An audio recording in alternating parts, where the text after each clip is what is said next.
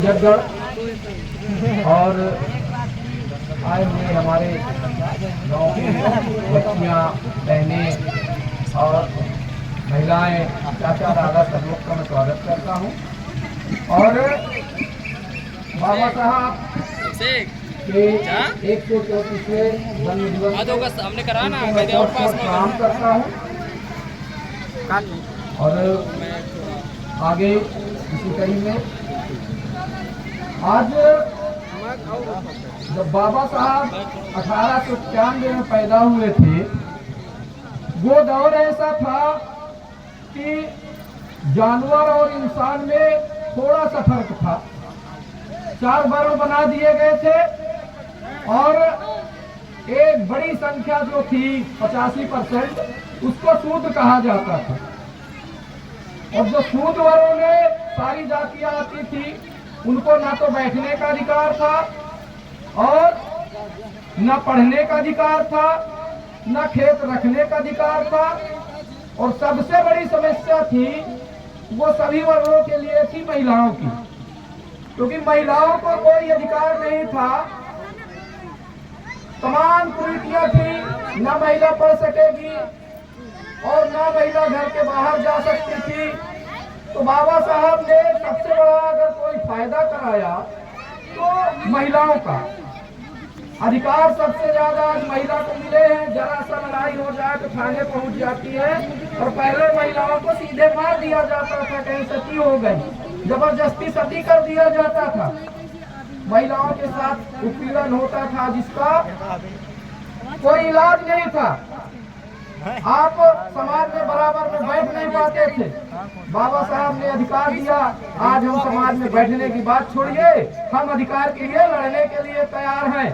आज जो कानून मिला है या हम आज अधिवक्ता हैं, आपकी मदद करते हैं, तो ये भी बाबा साहब की ही देन है।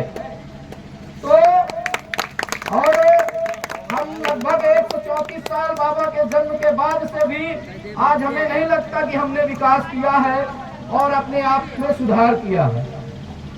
भूत प्रेत और नशाखोरी हमारे समाज से जब तक नहीं हटेगी और शिक्षा घर घर नहीं जाएगी, तब तक हम बाबा साहब के गाने सुने और डांस करें, इससे कोई मतलब नहीं निकलता। कोई चीज होती है अनुकरण करने से फायदा मिलता है और सुनने से नहीं। आज हम यहाँ मंच पे आए, गाना सुने, गाना गाए, बाबा साहब के बारे में सुने और बताए चले गए। एक शब्द भी अगर बाबा साहब के बारे में हम सुने और उसको अपने जीवन में ढाल ले, तो हो सकता है कि हमारे परिवार का तो कल्याण हो ही सकता है।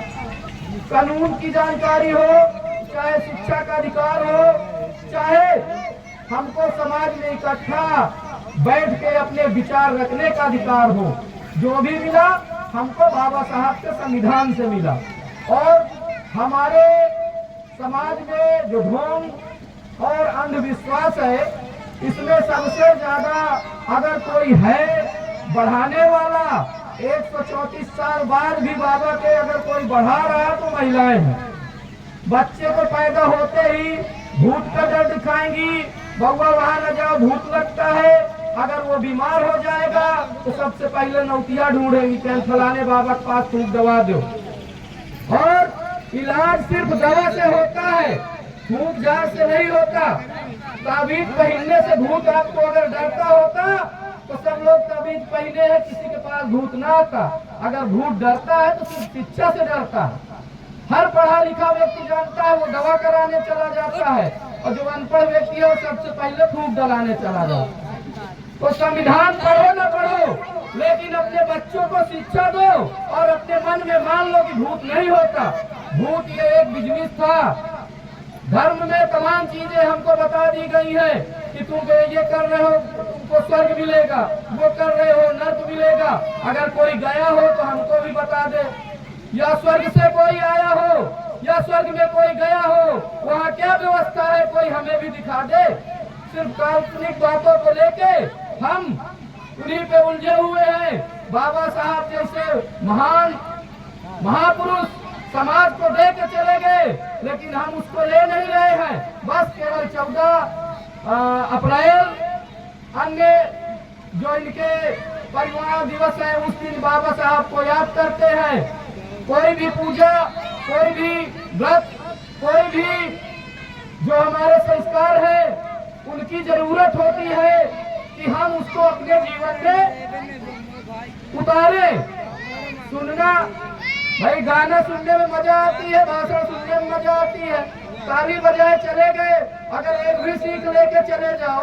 मैं कह रहा हूँ यहीं से निकलो। तमाम लोग इसमें दारू पीने वाले भी होंगे, वो आज इतना ही कर ले कि आज से हम दारू नहीं पिएंगे बाबा जी के नाम से। अगर उनका घर न सुधर जाए तो अगले 14 अप्रैल को आना और जूतों की माला मुझे पहना देना। मैं ज्यादा नहीं कहूँगा, यही कहूँगा सबसे पहले आप नशा उतार दीजिए और शिक्षा घर पे ले आइए। अगर आपको खुशहाली न मिल जाए तो मुझसे मिलना, जो सजा देना मैं उसको मान लूंगा। बाकी बकवास करने से कोई मतलब नहीं है।